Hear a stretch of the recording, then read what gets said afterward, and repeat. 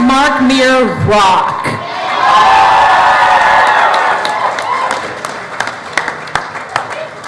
I want one. And look at our surprise. We are very fortunate to be joined by Steve Blum, everybody. How much does this rock? I love panel crashing. Hello, everyone. I'm going to have to hover above my seat. You want me to hold you? No, it's okay. I'll cup you. He did it. Though I will take you up on that offer. I'm stealing his gun. Oh, yes. It's okay. I'll use my biotics. Damn it. So, Hello, everyone. we would like to take questions from you guys. I can't see a thing because these lights are kind of blazy. They are. But Lauren here will corral y'all for questions. Up over here. Go. Everybody play nice. Forgive me if we don't engage Or you renegade. directly. We can't actually see you. Yeah, you guys are just... You're a blur. There are 4 lights! That's what our view is right now. So.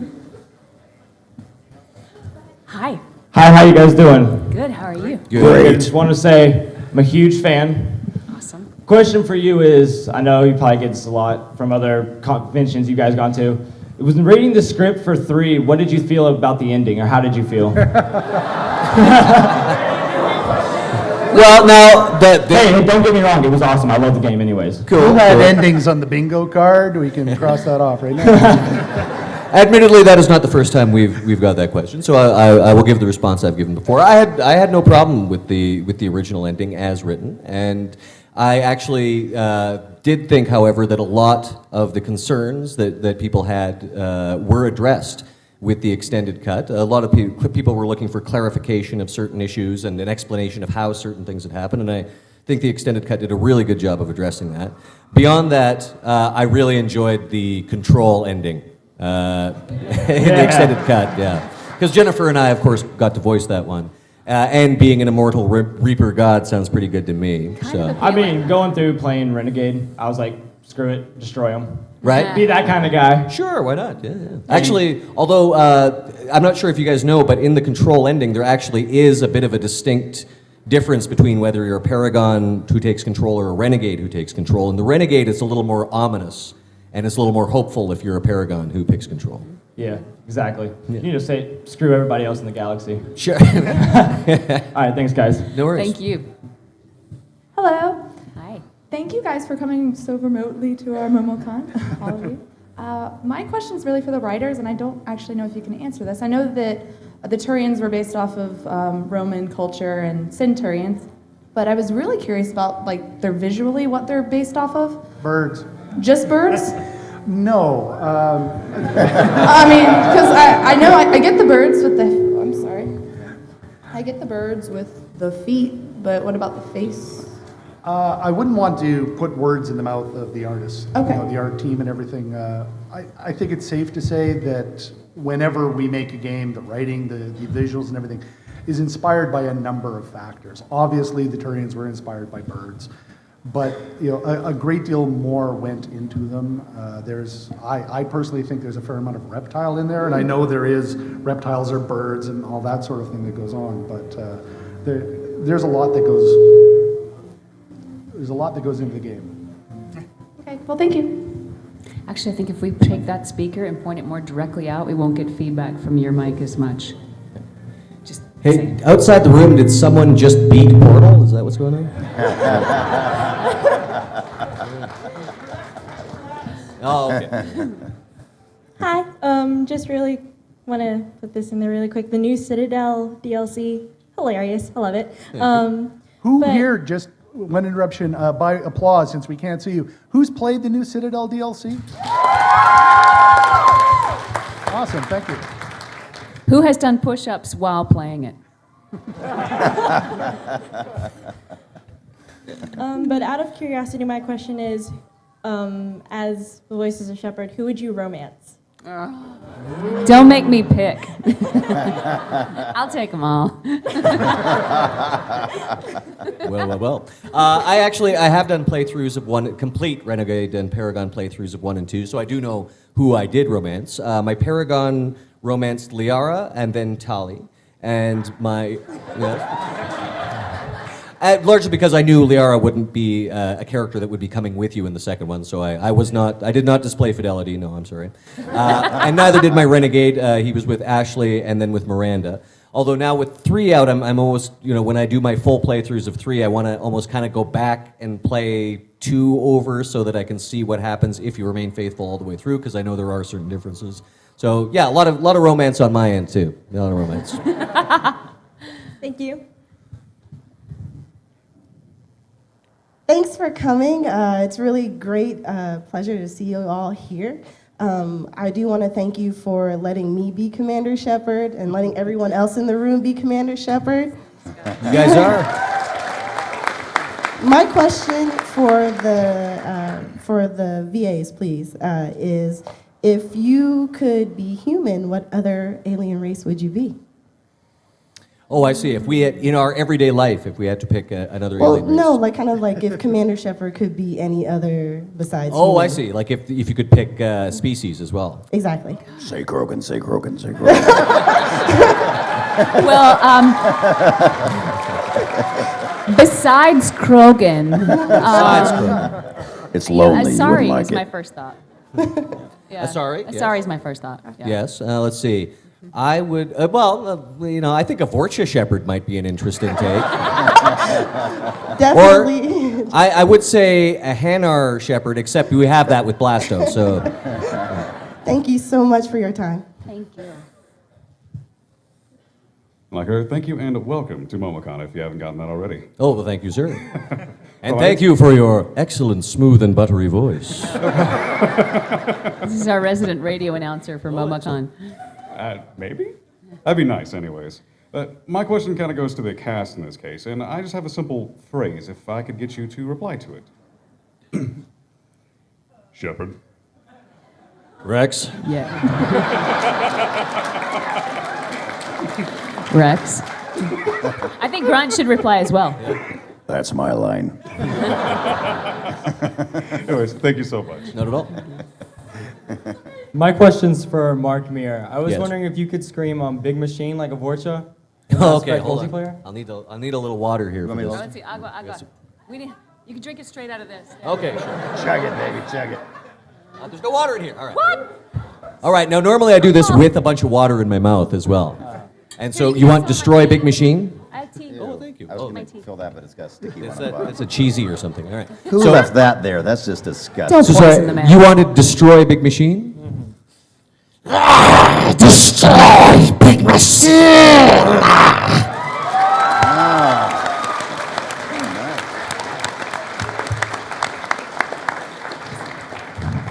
Commander Shepard, thank you for everything you've given us for the past 6 years.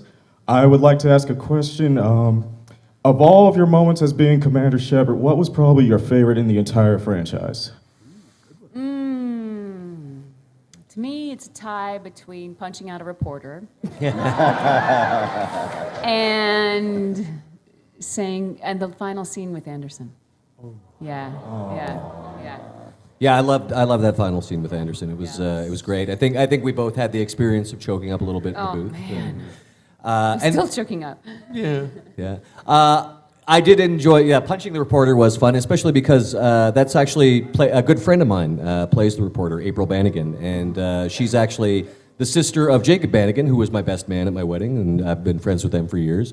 And so every time I see her, I punch her in the face. And I'd say almost all the Renegade interrupts were kind of really favorite moments. They were hard to resist even when you're playing Paragon, because it's just like, just let me just shoot Conrad Werner in the foot, and that's another friend of mine, Jeff Page, who plays that role. So yeah, so I shoot him in the foot whenever I see him. Thank you. And one more thing. Report to the ship as soon as possible. We'll bang, okay? I do love the gamer poop. It's funny stuff. I wish I was a good enough friend to get punched in the face. You get a headbutt now and then. Okay, good. That'll do. My question is more directed towards the writers and everything, and level designer, I believe. Sure. As someone who is currently creating a game, trying to make a very open kind of Mass Effect-y, Oblivion, Skyrim type game, what is your, like, I guess, biggest advice you could give for constructing a world that is not only seamless as you guys is, but is also like as intricate and I guess has a big, history and everything? Like,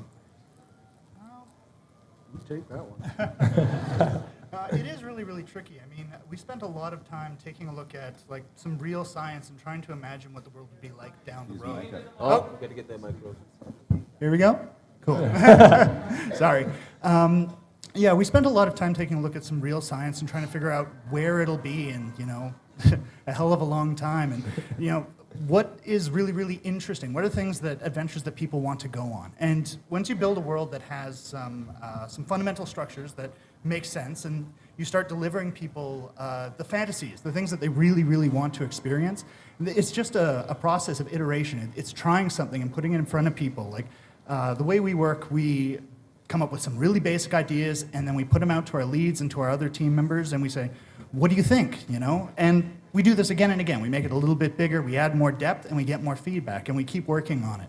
So yeah, just try and start with something believable, something that makes sense. Add to it, try and find these adventures, these things that people can just kind of, the fantasies that they really, really want to experience, and then just keep trying and failing and making, correcting your mistakes and going on again and again. And if you're going to make something that big, like a Skyrim or a Mass Effect, make good notes.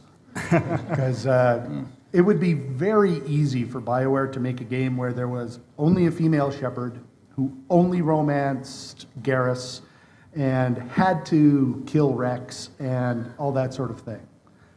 We don't want that. We want to give you choice. Are you going to be Paragon or Renegade, or male or female? Are you going to romance or not? And what are your choices and all that matters? So doing that, though, there's a lot of writing. There's a lot of choices. Yeah, I'm actually pinning the script, or the yeah. overall Make everything. notes.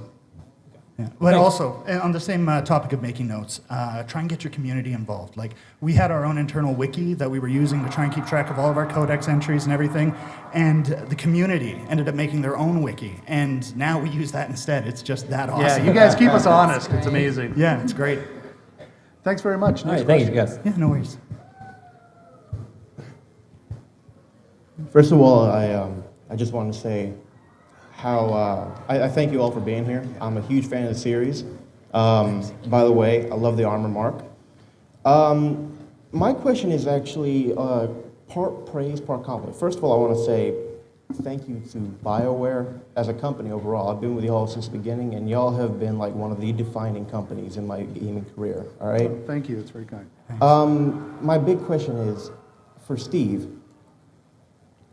The Krogan were easily my favorite non-human race, and with Grunt and Rex being my favorite side characters that you could have in your party, I just got to ask, for Steve at least, what was it like playing a Krogan, much less Grunt, and for the writers, what was it like? I mean, what are the Krogan actually based off of? I'll step in just real quick here. It's interesting, Keith and Steve have met for the first time, and Steve didn't know this, but Keith scripted the loyalty mission for Grunt. Those of you that played it. So essentially, Keith here made Steve a man. Which is kind of cool. Sound like Rocky Horror up in here. Yeah, I'm definitely not a self-made man in this universe. It was an interesting process for me to play such a formidable character who was at the same time so innocent and had to learn about the world. Coming from a test tube, basically. It was really an interesting dichotomy, and having to absorb that and try to portray that in the character. I don't know how well that came across, but that was the most interesting part of it for me. And doing big giant voices, that's really the easy part, and the fight scenes and all that stuff, that's the easy part. But actually giving a little more depth and a little more color to the character, I wanted to honor that as best I could, and the writing took care of that for me. So. And I want to add that about this entire game, the depth and just the soul of each character was so much just sprang out of the writing. It was just so well done, so well created that it was a dream to act in. Yeah. Well, no, please. I have to say that I'm not one of the writers. I'm one of the designer level implementers. But what I can say is the Krogan were turtle dinosaurs to start with, and it was just our brilliant, brilliant writing team, Drew Karpyshyn and Mac Walters and all those guys that really fleshed this whole thing out. The other thing, though, is if you are a really big fan of Rex and you love Grunt, you should really sit down and play the Citadel DLC. You will have a great time. I'm doing that Monday when I get there. Thank you very much. One last thing. Thank you again for getting rid of the Mako. Okay, quick applause, show of hands. Who here liked the Mako? Who here didn't like the Mako? Who here preferred the Hammerhead over all of them? Okay, good. I'd like to take a poll of those who liked the Mako, who also liked really long elevator rides. Just checking. Hello, this is actually my third time speaking with Mark Meer today. But yeah, like a lot of people, I want to say thanks for giving us this really awesome trilogy. I really loved the entire thing. I loved the ending, pre and post extended cut. But basically, my first question is short. Where can I get one of those guns?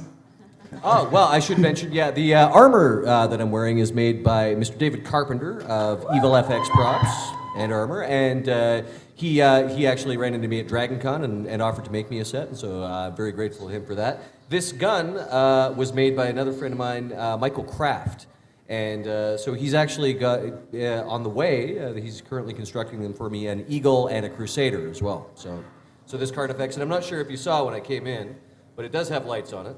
Let's get that on. And it can toggle between Renegade and Paragon. Wow, the Carnifex is my favorite gun. I Yes, used it to kill the elusive I man am and the so Reapers. jealous. Yeah. No. We'll get one day. And then my other thing was, since you have, the thing that makes Mass Effect like so great, or one of the things is, its characters. And so, of course, I wanted to ask you all who your favorite villain and favorite hero are. But I didn't want, but no Shepard for hero, because that'd be obvious, and no Grunt for Steve Blum. Yeah. My favorite villain was the elusive man, followed by the big stupid jellyfish. My favorite non-Shepard hero was Garrus, followed by Blasto. Nice. Okay. Excellent. Well, thank you for that. You want to start with this one, man? No Grunt. You can't pick Grunt. No, sadly, I'm not a gamer. So literally, the only lines I saw were my own, and I have no point of reference, so I'll have to leave that to you. Okay. I'm sorry. All right. Well, you can pick Grunt then. Okay. Just pick Yes. Oh, that's a cheat. Grunt for the win. I'll almost pick Grunt as well, because I tended to I always picked as companion characters the more non-human characters, always the aliens. Morden I liked a lot, but thank you, of course. G-string. Yes. My Renegade, as a matter of fact, just developed a really strong friendship with Rex, and to the point where I was trying to play like a really extreme Renegade and an extreme Paragon. But when it came to the Krogan, my Renegade would always side with the Krogan, even if it wasn't necessarily the Renegade choice. And so that transferred in 2 over to Grunt because he was the Krogan on board. And so yeah, I'll pick Grunt since you wouldn't let Steve. I think I'm going to jump on that bandwagon, actually, because not really playing that well.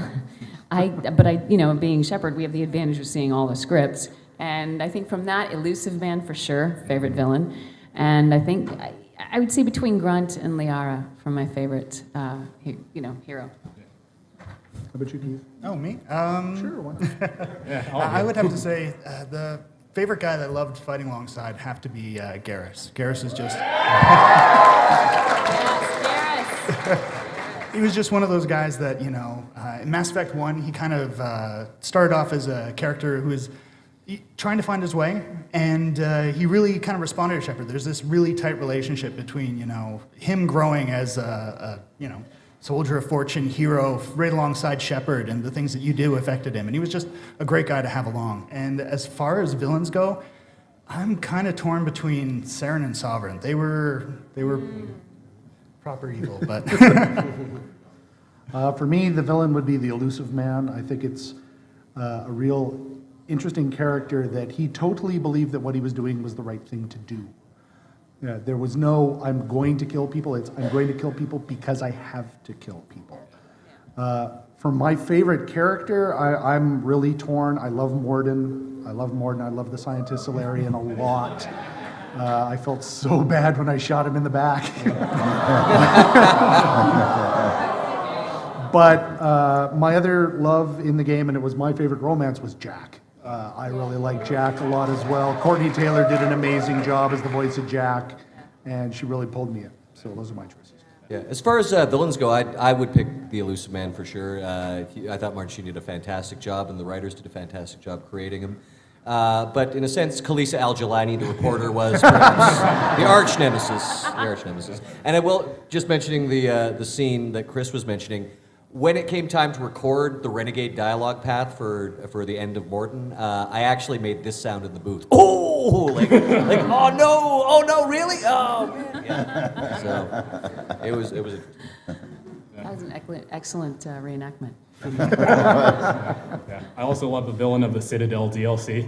Yes. We don't want to spoil it too much. No spoilers. Yeah, but yeah, thank you, and I should go. Yeah, I had a question about the recording sessions. You know, obviously you all have to invest yourself very emotionally for any of the roles. So during the recording, would they ever have you do like the very angry renegade recording and then immediately follow that by, okay, now you get to take it down 50 notches and do the other Paragon? Oh yeah.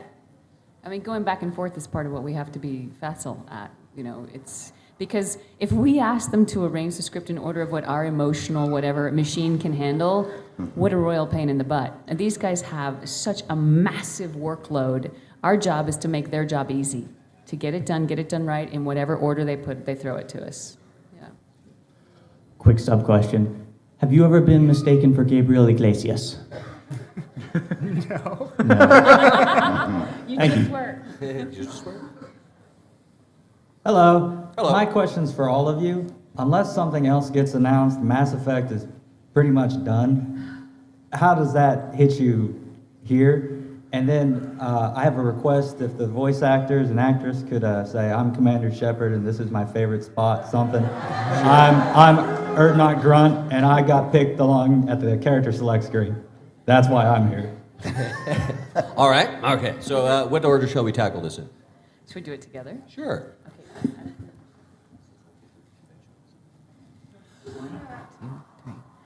I'm Commander Shepard, and this is my favorite convention on the Citadel.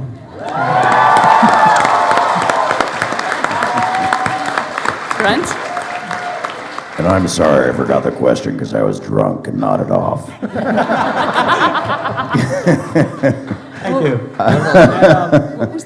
What was The question was, with Mass Effect being done, and that went on for a while, and all the DLCs that went with it, how do you feel? You see this hole right here? Yes. It says Mass Effect was here. There, right on my heart.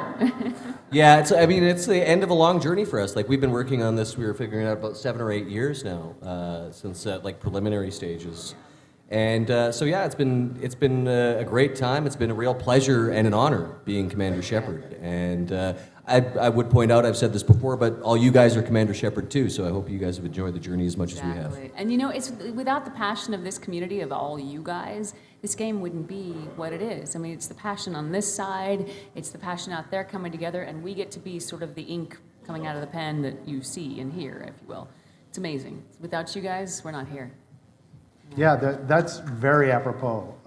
You know, any video game that gets made wants to be, you know, to sell well and have people talk about it. And Mass Effect, you know, we are where we are because of you guys, the fans.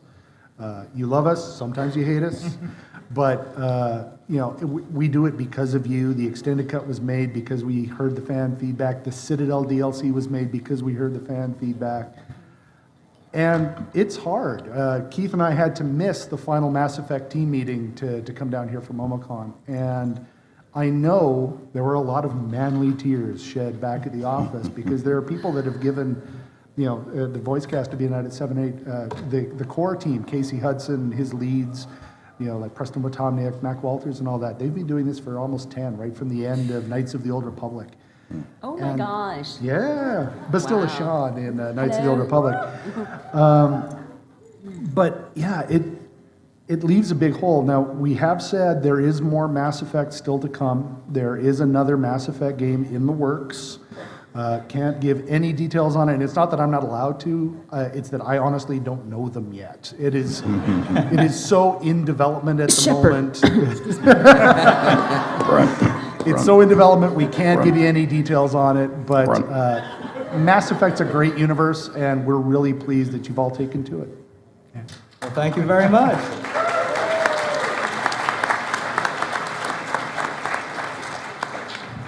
I'm short for a Turian, I apologize. I wanted to really at first thank the creators and the actors for creating Mass Effect. I grew up in a gaming household, so I watched my brothers play and my sister, she got into it. And I never really had my own game, like to call my own. Like my brothers, they had like Zelda or Mario. As I got older, I finally found Mass Effect, and none of my siblings had played it. And I was like, you know what? It looks awesome. I'm gonna play it, and it actually became my game. And none of my siblings can relate to it. I'm the one that can say that's my game. I love it so much, and I want to thank you for creating it because I don't know. I mean, I'm dressed as a female Turian. As my own character. I mean, I don't know how to express it anymore. How much I love this game. But my question is based around the Turian kind of question. What gave you the idea for the female Turians? And if they're based around birds, why did you give them boobs? Because birds have breasts. Have you eaten at KFC lately? Yes. Although I might think that's a small form of cannibalism from my part. Possibly.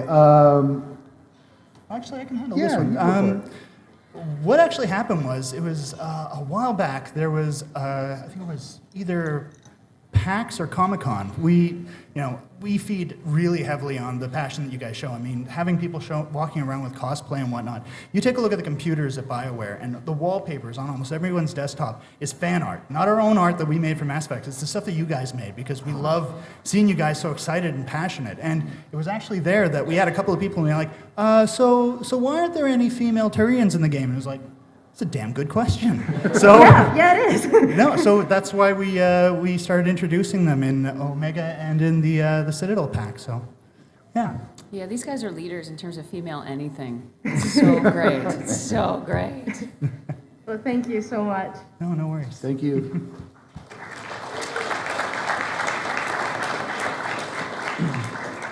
Yes. First of all, you guys are so good. GameStop nearly kicked me out the store, pushed me 3 miles down, just because not to get the DLC, but the game when it first came out. Pre-ordered it. Girlfriend almost. Felicia promise. Yeah. My question is, I run a RPG site for Mass Effect, and they're, well, diehards. And right now we're going over to a Bioware crossover RPG, and it's over with Mass Effect and Star Wars: The Old Republic. And I want to confirm this to my whole clan members and the whole forum. Could Commander Shepard take a lightsaber to the back of his armor? I don't see why not. What do you think? Yeah, I'd say if he saw it coming. And that's the question. Could the whole fleet go against the Death Star? One X-Wing defeated the Death Star. All we need is an X-Wing fighter, really. That's overkill, really, said the whole fleet. I mean, it's a big beam. Can you really go against the Death Star? I think we just send Grunt in, it'll be cool. Yeah. I'll take care of that. No problem. All right, thank you guys. Well, and appreciate the work. I'm sorry that you guys messed up your son. Thank you. Thank you. Thanks. Card Optimus. First, I'd like to ask for any of you who got this chance, what is it like hanging out or doing anything with Lance Henriksen and Martin Sheen?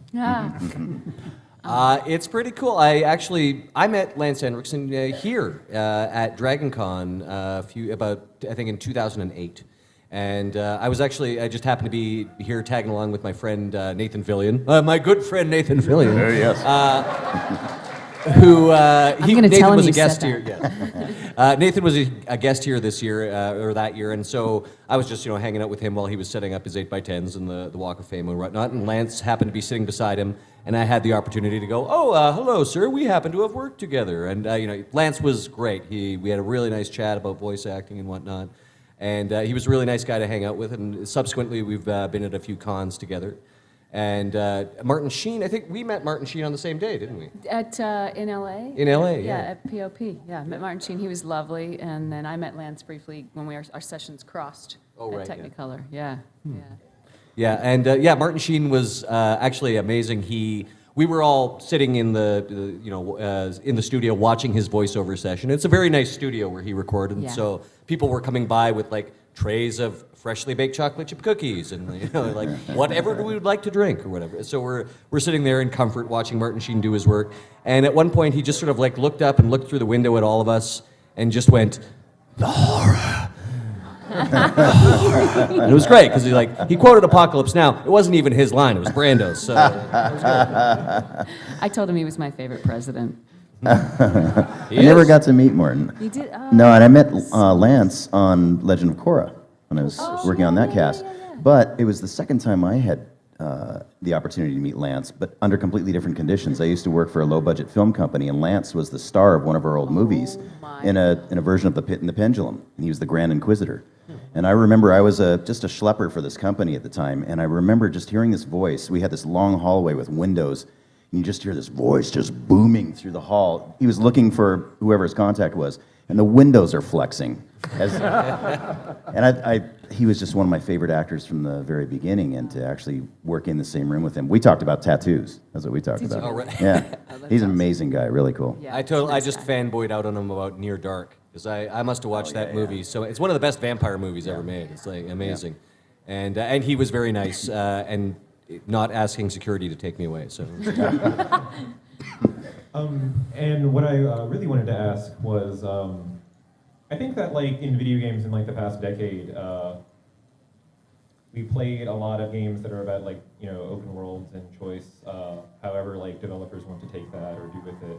And I really enjoyed that kind of trend. But there's something I've always been kind of wanting more of, which is that I feel like it doesn't always feel like it's enough to just be a person who can make choices in a game surrounded by lots of interesting characters, as it is in Mass Effect. But I think to play an interesting person as well, to be an interesting person, in the vein of maybe like Grand Theft Auto 4 or maybe Metal Gear, who have complex protagonists. And this is an element of the first game that actually disappointed me a lot, actually, but I felt became really strong, and I really enjoyed in this second and third games. This idea that Shepard became more personable and charismatic without sacrificing choice.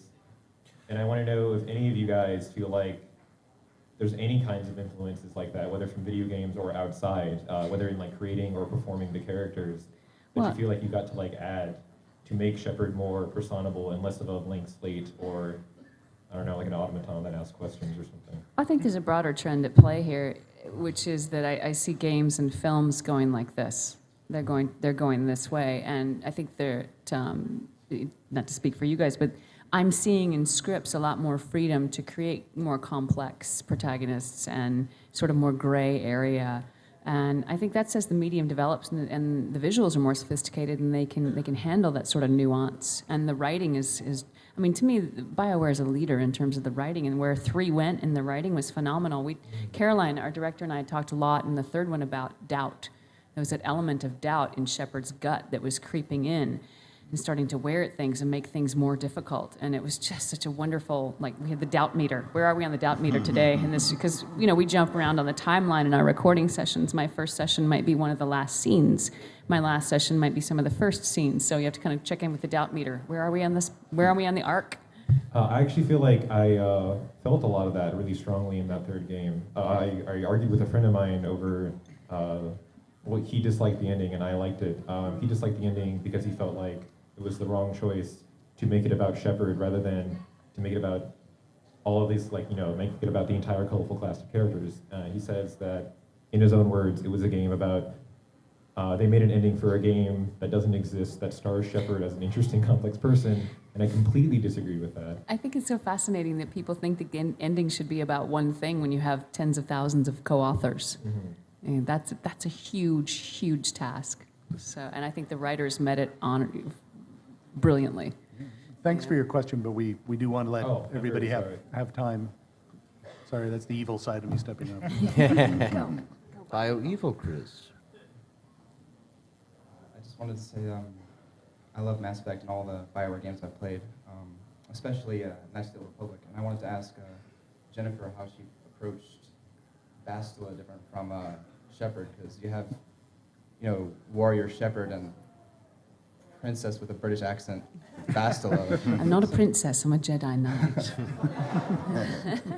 They're totally different characters and living in totally different universes and paradigms. I mean, the soul of them and the center of them, they're both fighters, but they fight with a completely different code and with completely different frames of reference. So it makes it very easy. I mean, what I do is I just drop into wherever I am. I totally drop into the moment, and I'm in the hands of the director and the writers, and that's my favorite place to be.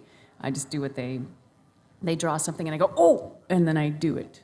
And that's sort of my favorite way to live inside of that. It was just a dream to do both. And also, KOTOR was much earlier in sort of game history. So I was still sort of finding my way with all the different universes and all the different iterations and different possibilities. And in Mass Effect, I think I moved more quickly in my understanding of what they're asking, because I'm like, oh yeah, it's that, okay, great. I got my context, now give me my content. Yeah, so. Thank you. Thank you. I just wanted to thank you all for coming out here tonight. Mass Effect was actually the first series I've actually followed through from the beginning to the end. Wow. And so it was a very influential game in my gaming life. And one of the things I loved about Mass Effect was how diverse that the technology and the ships, especially the ships. And on that, I wanted to ask the whole panel here, between the Normandy SR1 and SR2, which was your favorite? In some ways, and again, I haven't done like a complete playthrough of 3 yet, but in some ways I kind of like the SR2 that had been, once it had been taken away from Cerberus and sort of refitted and whatnot. So that was kind of cool. I mean, I do have a soft spot for the SR1, and I spent a lot of hours on it. How about you, actually, just to ask you, which one's your favorite? I prefer the SR1. I like the way that the nacelles shifted when it went from in movement. Mm-hmm. I did think the SR2 was very good. I like the sleek design. Right. And it was very... The SR1 had those slow elevators, though, so that's... What about you guys? What do you... I'd have to say, elevators aside. I don't know. I think that I enjoyed my experience on the SR2 the most. It was just this big ship that you just filled with all of your closest friends that you get to go, running around the world in and getting to know each one of them. I mean, it's definitely by far the most complicated piece of content in all Mass Effect. The Normandy is always huge. It's always my favorite place. It kind of feels like home, and home with, the closest people to you. So, yeah, I'd have to say the SR2, just because it just fits so many more people. I was okay with any of them as long as Joker was piloting. Right? Another question was there any static over the decision to destroy the SR1 in the beginning of Mass Effect 2? Well, it was a bit of a tricky thing because we wanted to have an opportunity to start a little bit fresher and correct some of our, the things that we felt we could have done better in the first game. So we wanted to be able to give Shepard a fresh start so that we could improve our gameplay and our combat systems. We wanted to make sure that, we gave the Normandy a fresh start so that we could fill it with, more people and more interesting content. So It was mostly technical reasons, but at the same time, you know, it was also a nice metaphor, like saying goodbye to the old ship and getting a new ship and starting up again. And that's kind of the way we felt when we were moving from Mass Effect 1 and the technology that we had to Mass Effect 2, so. No worries.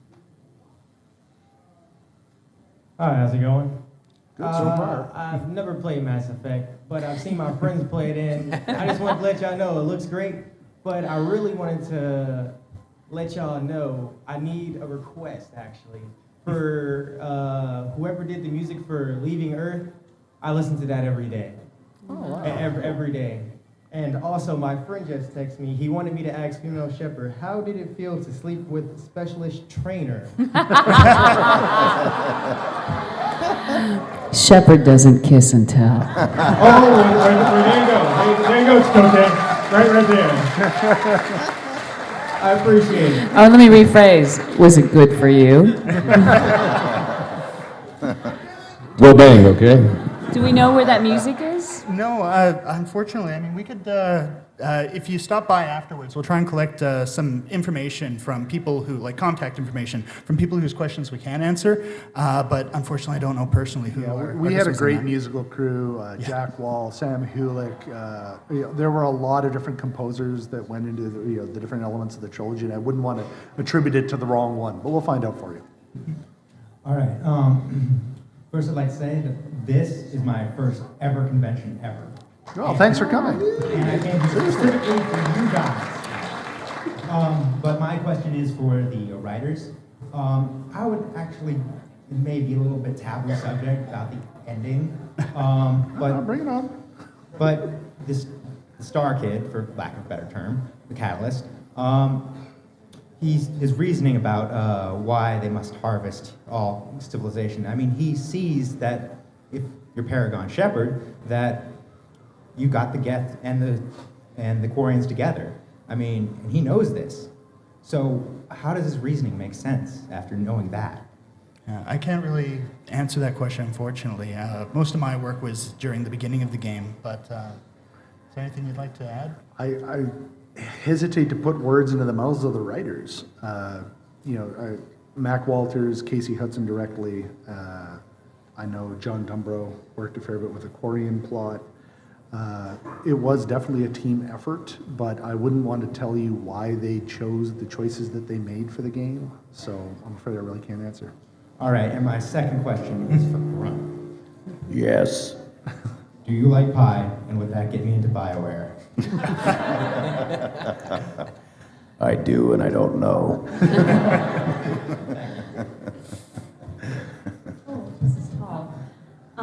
Hi, my question is for the writers. As a female gamer, we are a kind of highly underrepresented section of the gaming community. And That's true. I first wanted to thank you for creating the option to play a female character who is literally the exact same as a male version of the character, because that's amazing and really unique. And I would also like to ask, where did that decision come from to do that?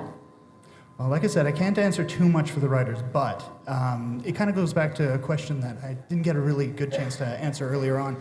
The thing that was really important for us is that Shepard is your Shepard. You know, it was one of the reasons why in ME1, Shepard didn't have too much of a backstory. You got to pick a few things, and we tried to fit it in there, but we really wanted you to feel like this was a representation of you or some part of you.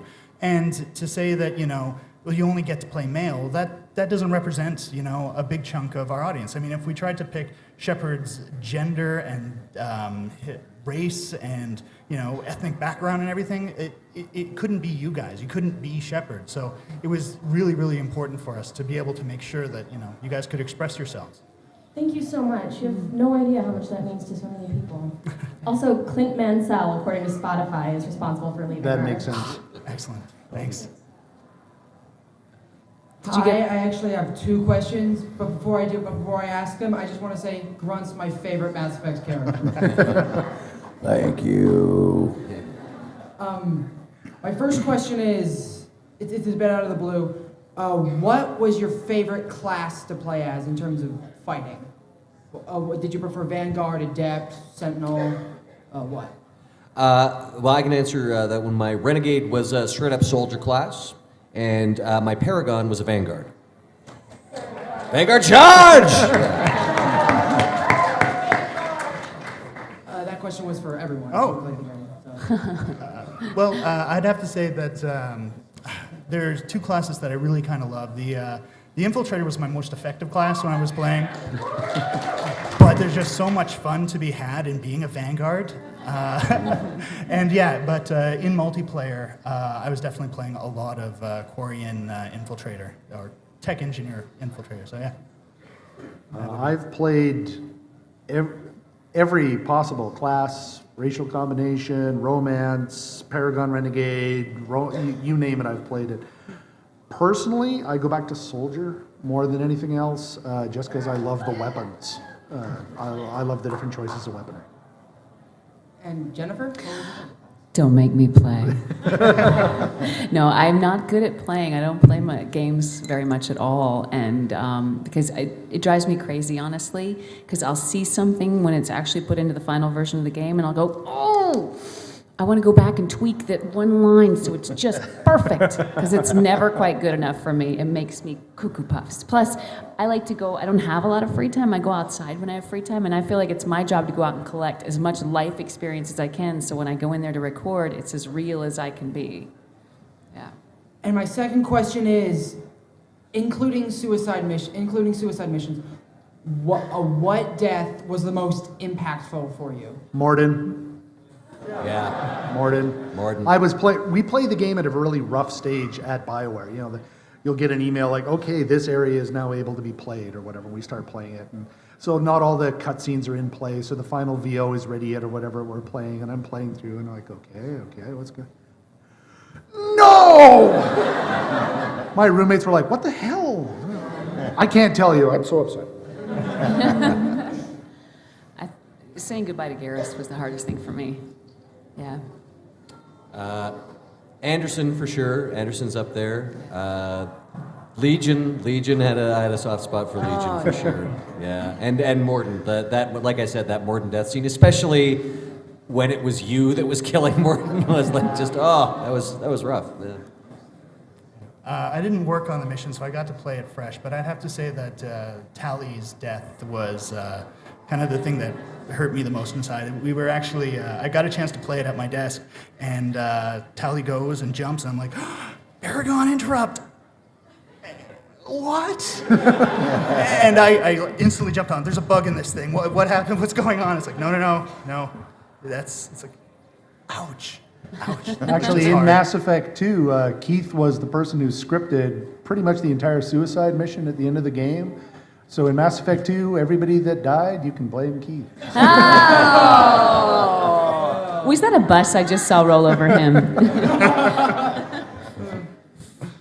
Thank you. Thank you. No worries. All right, I'm going to start out my rant as a disclaimer that I do love Bioware and everything they do, but at the same time, I hate EA.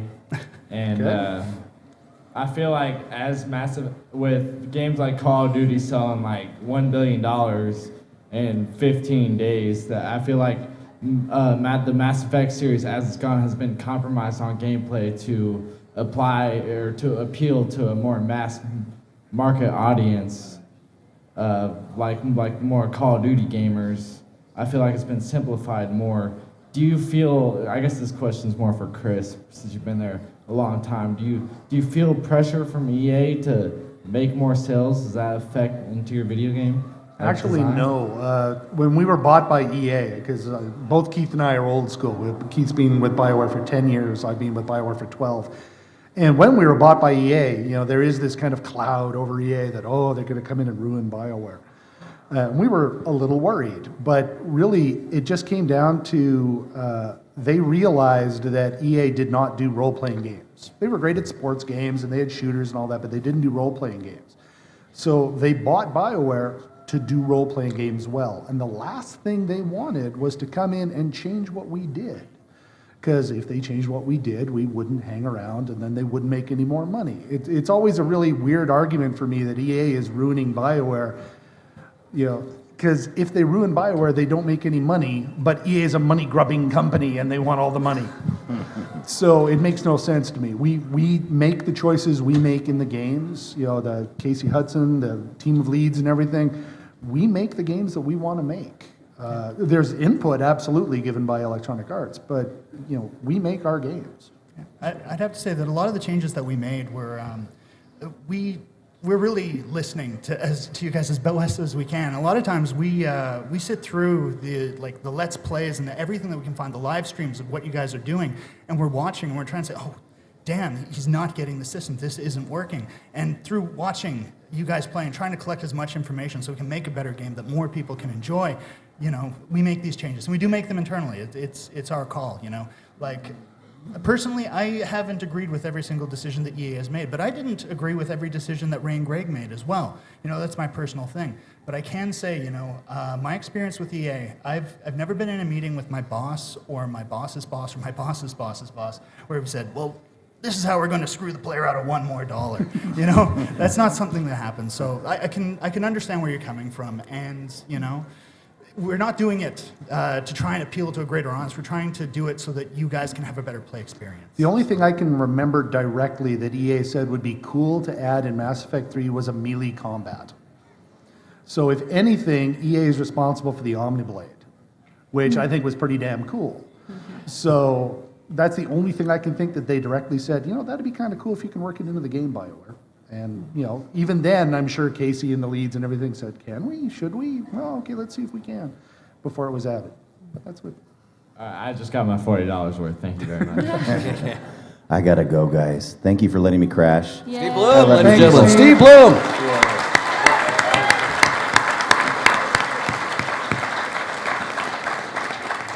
Hey, everyone. Hi, Laura. Hello. Hi. Apart from the Normandy, what is your favorite ship or vehicle?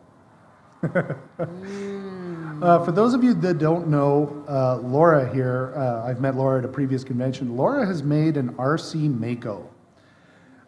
This is Mako for the win. This is really cool. Like Keith mentioned earlier, you know, we are huge fans of the stuff you guys make. If it's your fan art, your fan fiction, your cosplay, all that sort of thing. It is really surreal for us as developers to walk through a convention and see Commander Shepard walk past us. You know, it's very strange. But for me, it was the Mako. I loved the Mako. I know it floundered and bounced and jumped and all that sort of thing, but I thought it was fun. I liked the Mako a lot.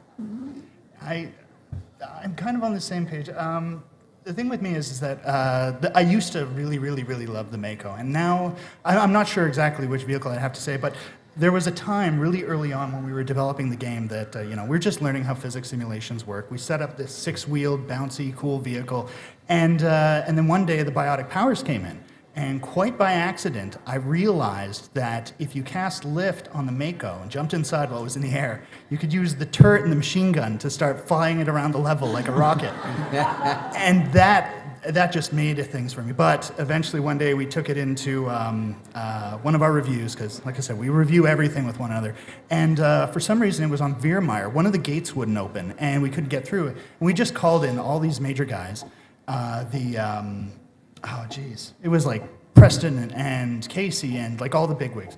And I was like, well, we can't waste these guys' time. We have to show the whole level. So jumped out of the Mako, cast lift, flew it over, and one of the programmers took a bit of umbrage with it, and they fixed it. And yeah, but yeah, I have to say, my memories of the Mako are quite fond. So.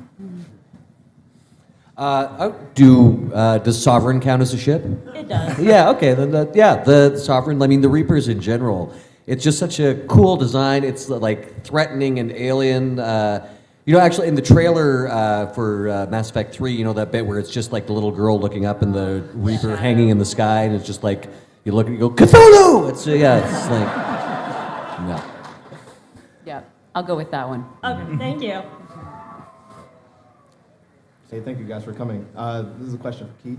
I was curious, at what point of developing a AAA game, when you start to integrate all the different components of gameplay, such as artificial intelligence and pathfinding and such like that, do you actually incorporate the level design into the player experience? You know, it's it's funny because between Mass Effect 1 and Mass Effect 2, I kind of mentioned before that we were starting fresh in a lot of ways. The old way that Bioware used to make content was the writers would go off and they'd write a full script with full details, and they'd write a little kind of paper map, and they'd hand it over to the artists. And the artists would try and build the level as they understood it from the paper map, and then they'd hand it to technical design, which was our department at the time. And what we would do is we would say, okay, well, we have all these conversations and we have this art, let's try and fit it all together and make a game. The downside of that is sometimes the artist would forget to add a room that was critical, and sometimes we would end up getting stuff that just didn't make sense. It wasn't paced very well. And especially when we started dealing with combat in Mass Effect, we realized that this just wasn't going to work because the cover layout and everything is so critical to the gameplay. You can't just have these things and try and, blend them together at the last bit. So on Mass Effect 2, our process was basically saying, okay, give us a light list, say, okay, what are the major story components we got to tell here? Who are the characters we have to introduce? What's the basic setting? What's, any creatures or anything that we have to put in? And we just start with a really, really, really high kind of overview. And we already know that our gameplay guys are out there working in the background.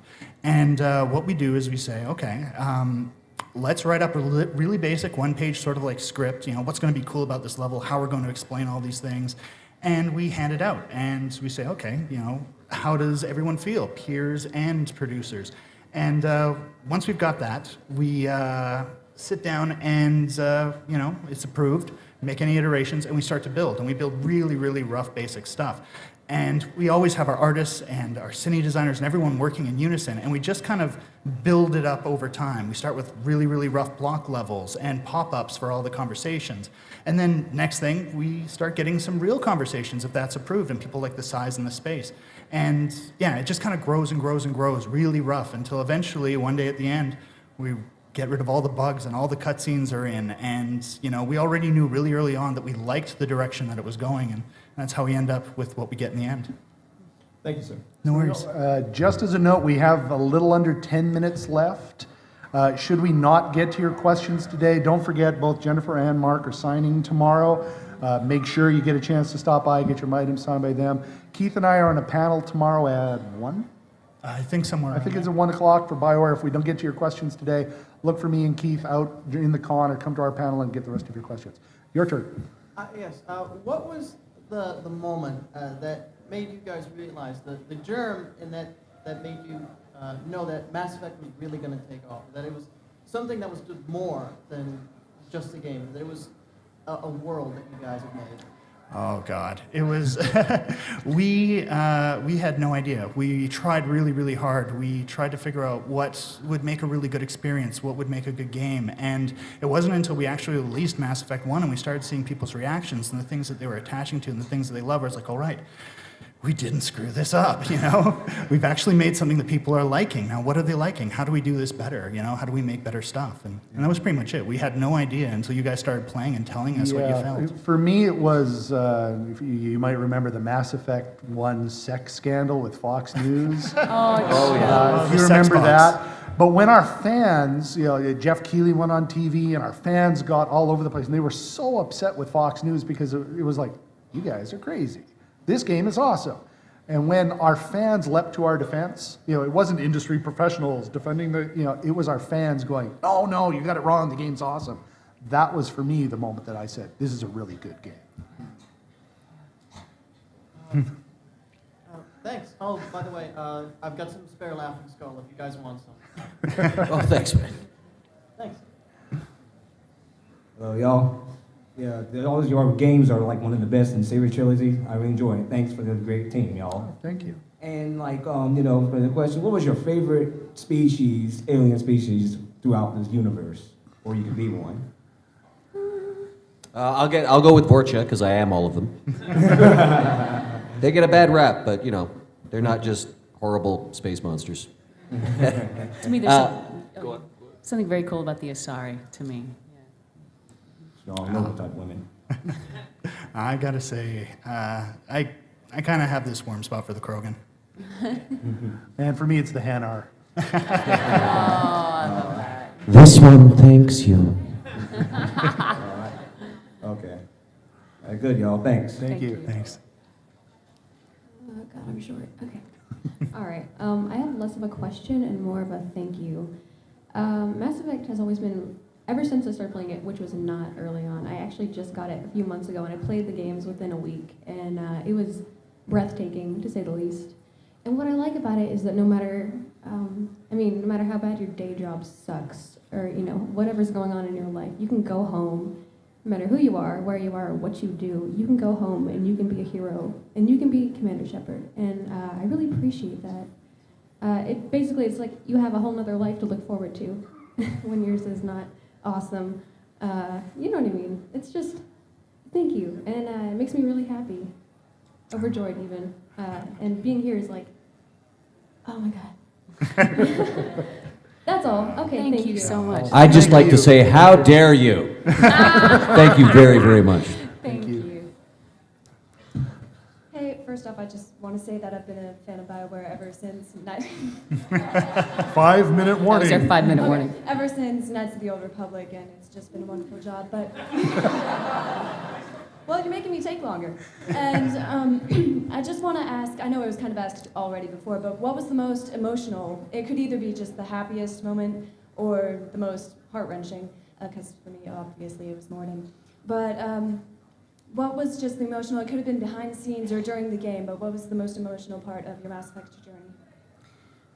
For me, it was when we were recording some of those goodbye scenes, and Caroline, our director in Edmonton, works via Skype, and I was in LA, and I was doing some scenes, and I couldn't speak. I was going to bawl my eyes out, and I was like, Shepard doesn't cry, Shepard doesn't cry. And I just stepped away from the mic, and I took a second, and I got my act together, and she probably heard this. All right, on the other end, and then I did the dialogue, and my favorite moment was on the other, after I finished my line. Usually I hear her going, okay, and I heard this. Okay, we had we both were feeling the same thing. It was great. Again, 3 was packed with a lot of emotional moments because it was, goodbye scenes and things like that. I mean, we've mentioned before, we both talked about the final scene with Anderson, Morden's death, obviously, any time that one of the characters was going or disappearing. And I do have to say that in the Citadel DLC, the one that we just did, when recording the very last line of Shepard dialogue, that was a little of an emotional moment as well. Well, for me, Morden dying was the most upsetting, but the most emotional moment for me was the photograph at the end of Citadel Dlc. When you're there, your party around you, all the hours and everything you spent for so long. Yeah, that was the bit that caught me. Yeah. Oh, that's a really tough one. I mean, there are some great moments in the game, but I think the big thing for me, which I guess it was kind of wearing my heart on my sleeve here, but when we finally finished the game, I had spent like a year in crunch. It was just really, really rough, and I had a whole bunch of vacation time saved up, so I went to Japan with my wife for 2 months. And we were just hanging out. We were in Ochanomizu, just outside of Akihabara, so I was down there. But every day I would go online. It's like, is the game out yet? Have they started playing it? What's going on? And when the first couple of reviews started coming out and people started talking about the end, I'm like, oh God, what's going on? And I just kind of felt really, really helpless and whatnot. And then, a big debate sprung up. It's like, okay, not everybody hates it.